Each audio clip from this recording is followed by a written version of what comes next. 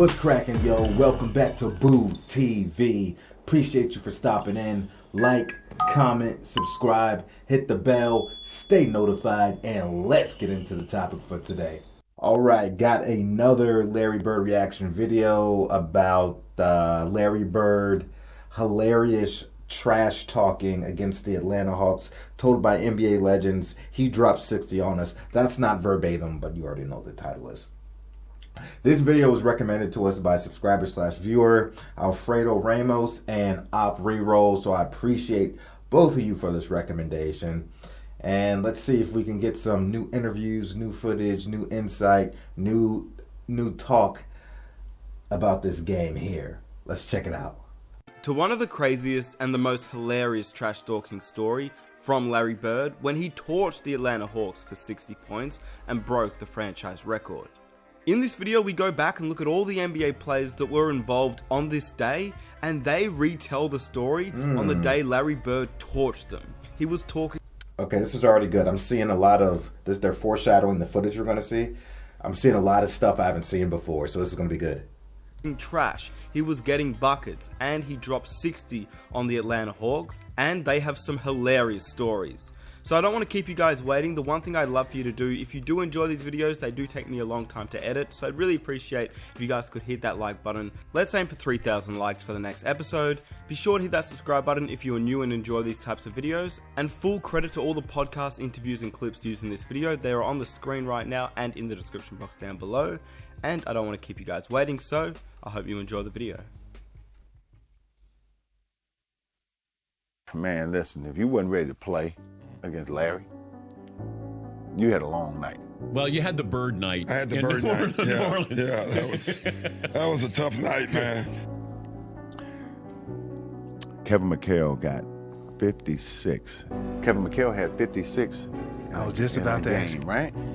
Larry Bird said, I'm breaking your record in New Orleans against Atlanta. Public. He said it public. I'm like, oh, shit, no, not against us. Yeah. Crazy? And I said, he ain't breaking a record against us. What? You know? Well, he had 60 that game. He had 60 the next night. Damn. You know, the biggest argument that night is, well, you only scored 6 on me. You know? But nobody was guarding Bird, were they? Well, we were trying. You were trying. No.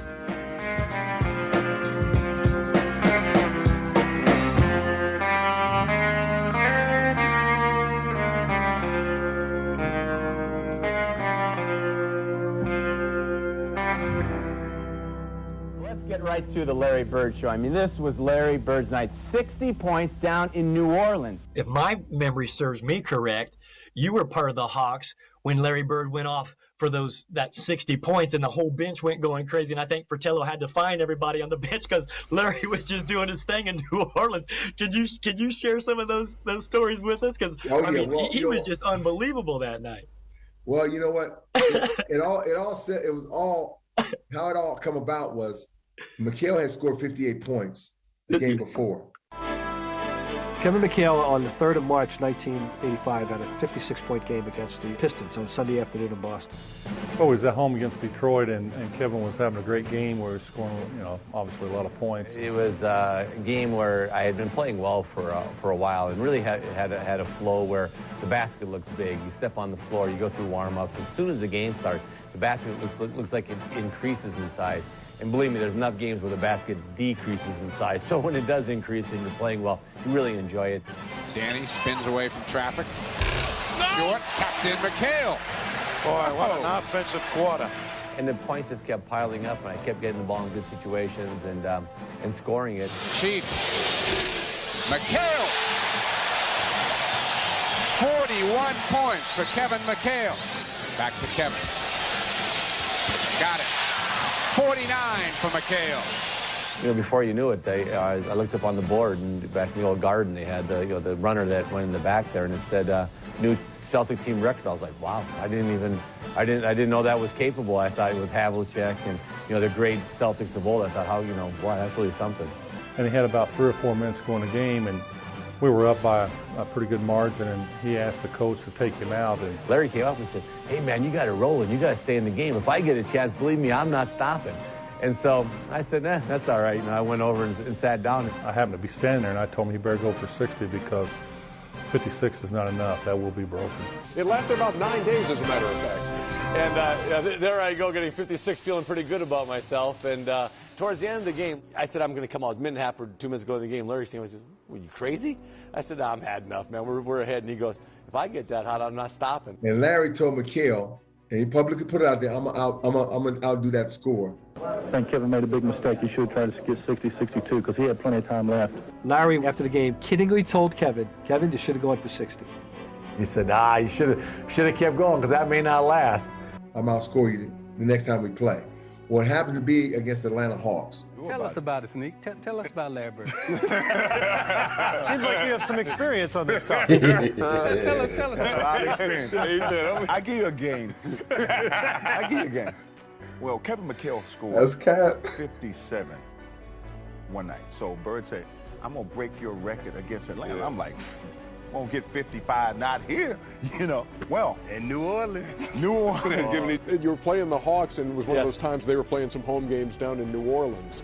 And it was in a neutral site, and I know that Larry was always telling the ball boys, hey, go find out the scoring record. As he was getting taped on the tape table, he would always say, hey, go find out the scoring record in this gym.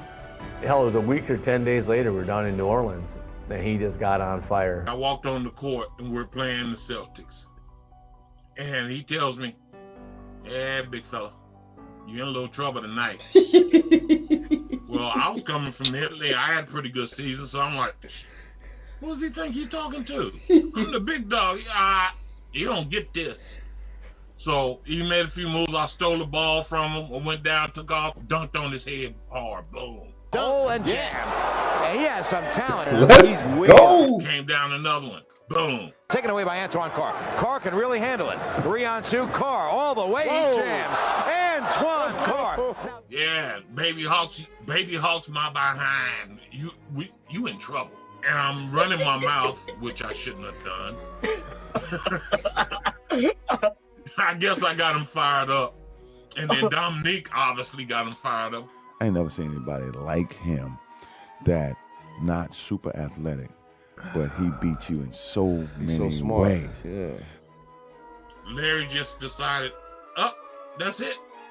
I'm finna light this whole team up. Yeah. Left corner, down low for Bird with position. He fakes it and shoots it good. And Dennis Johnson misses a shot, rebound Bird. Bird on the baseline, great pass. Nice pass. That game was unbelievable, just absolutely unbelievable. Dominique guarded him. Back then, you had to guard each other. Cliff guarded him. Antoine guarded him. You don't play around. Everybody, I guarded him. I guarded him. Nothing worked. DJ in the lane, Bird the fall away is good. You were so relaxed when you played basketball. There was something about you. You just enjoyed playing basketball. I knew that. But you like to talk, you talk some trash. A lot of people don't realize Larry was a big trash talker because a lot of people back then, there was no social media. So you just saw what he would produce and you would see the stats, in the paper. But man, Larry would talk some trash and then back it up and tell you exactly what he's going to do and then do it right on you. Huh? Well, see, that's why I say it's not trash talking. Because he's actually doing it to you. He's letting you have it. Up high is Parrish. Off to Bird for the open 20-footer. It's good. Left wing Wedman, down low Bird. He gets away from the steal. The layup is good. Right corner Bird. Backs in. Posted up Bird. Takes the jumper and hits it. When a guy is literally coming up the court, calling his shots, and Bird talked a lot of trash. We're on the free throw line, and he literally says, this next play, when we come out, left side, across the three. This spot, and I'm going to bust you right in your face. Right? You come out, that spot, shoot, game over. And you're listening to him, that's a tough feeling. And, and so it was a bad night. And just super smart basketball. But he had the heart of a lion, man. Yeah. Forget about his scoring attributes and his IQ, his toughness, competitiveness was unmatched. Bird posted left, takes the jumper and hits it again. Ray Williams down low for Bird, who feels it and takes it and drills it again. He's unbelievable. 5 remaining in the third. Bird for the bomb, got it again, a three-pointer. You're seeing the greatest in the game, Larry Bird. I mean, everybody was entertained by this. Even I love that the guys on the Atlanta They bench. got fined for that, I heard. Yeah, watch the reactions on the Atlanta bench. You see Scotty Hastings up there put them, laughing. Yeah, when you get now watch Cliff Livingston over here. I think this is Cliff.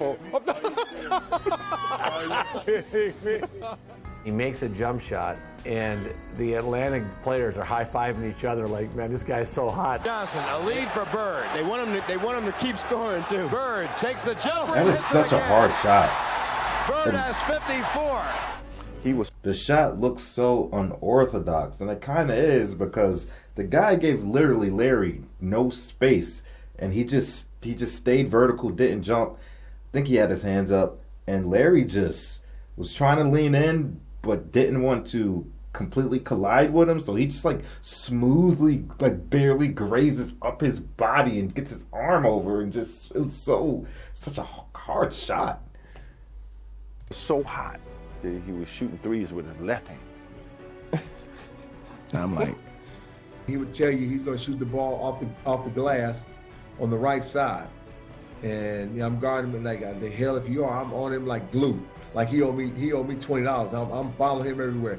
He went down, set a down screen, set a cross screen, set a back screen. I said, okay, he's away from the place I ain't worried about. Next thing you know, I get a back screen. I'm fighting over the back screen, trying to get there. He gets the ball. He looks at me. Too late. Shoots off the glass. I mean, Larry was one of those guys who was slow, but you know what? He knew how to play the game before you even got to him. And like I said, this dude is steps ahead of the defense most times. And while he may not be as fast as the other player, he is a very smart player. He's crafty. He knows how to use his feet. He knows how to use his body. He knows how to be deceptive on the move. And that's all you need to get around somebody. You don't have to be freaking, 100-meter dash sprinter. With freak athleticism. If you know how to move your feet and be crafty, you can get around people. It's all in here. A high basketball IQ trumps high athleticism all day. I will take somebody with a high basketball IQ over somebody that doesn't really have one with a lot of athleticism any day. The game that everybody was just jumping off. Yeah, our bench was celebrating. I ain't never seen that. I think Bird went by the bench one time too. He fell in the bench. Oh, he did. Yeah, and he called that one. Well, it was one play that Antoine Carr was guarding him, and Antoine let him get the ball, and he goes to make a move, and I'm thinking, I've got to stop him. And he was shooting the three, and Antoine ran at him hard. I got a few fouls, so I forearmed him. Fouled him. He's falling down. He shoots that shot and he hollers, "Money!" He literally said, off the glass into the trainer. He called it. He said rainbow trainer's lap. He fell into our trainer's lap. It was an N1 three-point shot. And our players was cheering for him. And Bird falls into Joe O'Toole. Larry Bird. Larry Bird's a clown. He's a clown. Well, he made the shot so well that it's like he almost dunked on me because the ball went down through the net and you could hear that pow. That's when I got off the bench. I'm waving the towel, slapping each other high fives down the bench, and we having a good time. And I'm like, okay. I ran over, picked him up, and said, "Hey, you a bad boy." And I'm never talking stuff again. Dennis Johnson. Bird is on the baseline coming out right. There's Bird. Bird, 14 seconds, he got fouled. He hit the shot. They're not going to count it. And Bird falls into Joe O'Toole. They're not going to count it. And I guess the one shot that you'd love to have him have counted was that three-point job you throw in going out of bounds. I think that was the toughest shot all night, and it looked like it was going in, but you never know from that distance. And when you got it rolling and you shoot the ball on line, it's usually going to go in. And I thought that one probably should have counted, but I don't know. I made sure every one of them get fined $3,000. As you should. Fine all them idiots right there, for cheering for him. Antoine Carr and Cliff Livingston got fined by Fratello, I think. And Eddie Johnson for celebrating. So Fratello told me, Ricky Brown, Sly Williams, Eddie Johnson to meet in his room after we get out, if we get settled in our room, come up to his room, and we went up there. He had the game on. We sit on the couch, elbowing each other, like laughing. Just, look at that. Mike Fratello said, man, look at him. He's kicking our tail, just wearing us out. And you guys on the bench high-fiving each other. Celebrating Bird.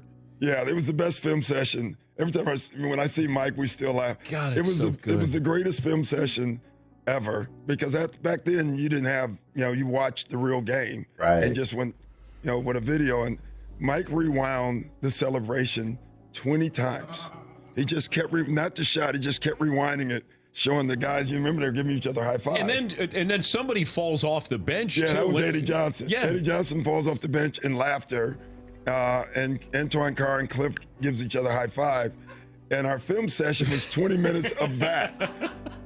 And you guys on the bench high-fiving each other. That's gonna cost each one of you guys $100. And Fratello wouldn't let it go. He just kept rewinding. I left out of the room and said, that's the best $100 seat I ever had.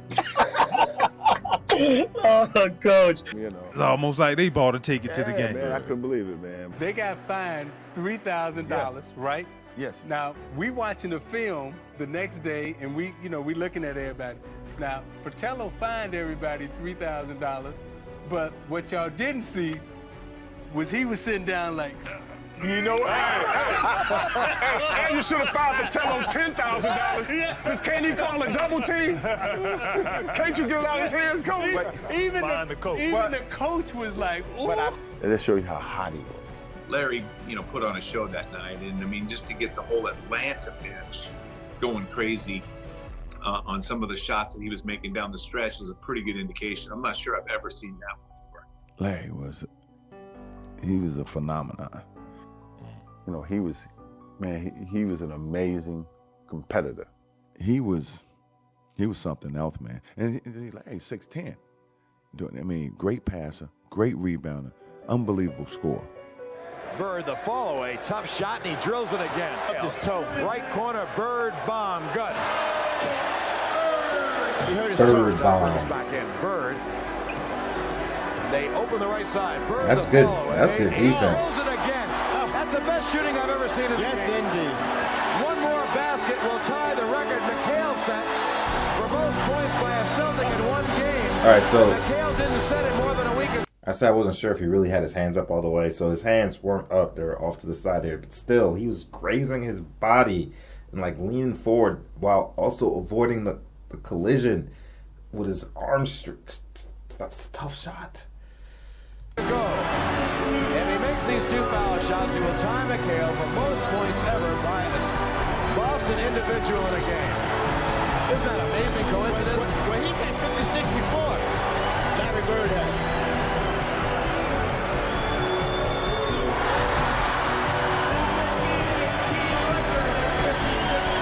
Bird has 55. He can tie the record with 56. Amazing. He does. It taught me when you got guys like him, Michael Jordan, those guys that have that next gear, don't get them started. Yo, somebody on my team did that. Larry's like, I'm not giving it up. Oh, man. He went for 60. Yeah, right there he told me. Right there he looked at me and said, I told you I wasn't stopping.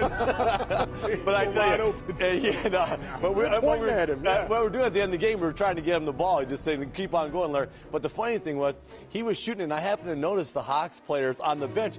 They had towels over their heads and stuff like that. So when a guy gets that hot and you're his teammate, all you can do is laugh. I mean, it's hilarious. He's taking the worst shots. He shot one 1-on-5 on that clip, that moon ball. He would never shoot a 1-on-5 shot. He was thinking about winning. That shot's 1-on-5. Look at. This is the best. Watch when the guy throws the towel up over his head. Watch it. I think it's Scotty Hastings. Man, are you telling me? And this one with watch Good News, Cliff Levingston over here. That's definitely fine. Yo, you be fine on my team doing that. Bird will try another jumper and hit it at the buzzer. Bird has has 60 points. Larry Bird scored Look at 60 that stroke. points. Look at the Boston players mob him. Larry Bird scored 60. It is the greatest shooting exhibition I've ever seen in my life. Larry Bird, one more impossible shot after the other. You played intense, but you were just really. Where did you get that from? I have no idea. Kevin, I was so nervous before them games. I couldn't wait till they started. But once I stepped on the court and go shoot layups, everything just calmed down. I mean, I was very fortunate that that happened. You know, there's games out there, Kevin. I tell people, and they don't believe me, but we'd be playing really well.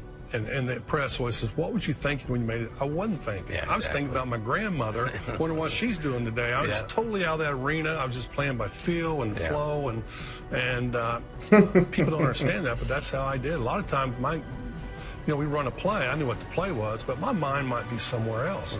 And, they talk about them zones that people get in that, fortunately, we got into some, as we get going. And my mind was so far away from basketball, and that happens, and it's unreal, and it don't make a lot of sense, but it doesn't. True. Well, I like I the win, believe too. you. I like the outcome when you win. There's nothing better than going on the road. I don't care who you're playing, to get that win on the road. We always felt we were going to win at home, but going on the road, beating anyone, us getting on that bus and talking about the game, and I always thought that was the greatest. Larry said, I've never heard anybody say that before. Where he's like, dude, I'm just in the game. It's just, I know the game so well. I know the plays. I don't have to think about it. It just comes naturally. And the only thing going in my head is things outside of basketball. Thinking about what he says, what is grandma doing or something like that. I've never heard a player say that before. Usually they ask the player, like, what do you think about when you're on the court? It's just basketball. It's just basketball. It's the next this. It's the next that. It's the play. Focusing on this play, not the play before that. The play moves on. The game moves on, young man. Larry's the first person I've ever had just be like, bro, I'm thinking about wedding cake. I'm thinking about my grandma. I'm thinking about going and shoveling some gravel in the driveway. I'm thinking about working on my tractor. I'm thinking about doing my own laundry. His mind be somewhere else, and it's just so natural for him. I believe him when he say that. He's not one of these guys that just makes stupid shit up for no reason to give the media something. I can't stand that annoying shit. But yeah, that's funny. He has such a sweet stroke, but you're right. So his guide hand isn't like straight up vertical like this with his release. It might start out that way, but as he releases, his guide hand kind of does that, and his ending, like shooting motion, is kind of like that, as opposed to that. It's more like that. It's something I've never seen a guide hand do that before, but that stroke is sweet, and bata, wet, water, buckets, face, however you want to call it. That was a good video. A lot of that stuff, a lot of those bits and commentary I hadn't heard before. Cara is a funny guy. Hey, let me know what you think about it. Like, comment, subscribe. I appreciate you for dropping in and watching. Again, thank you for the recommendation. Alfredo Ramos and Op Reroll. Salute y'all and salute everybody else for holding it down, man. Let's keep the content rolling, and I'll catch you guys on the next one. We out, baby.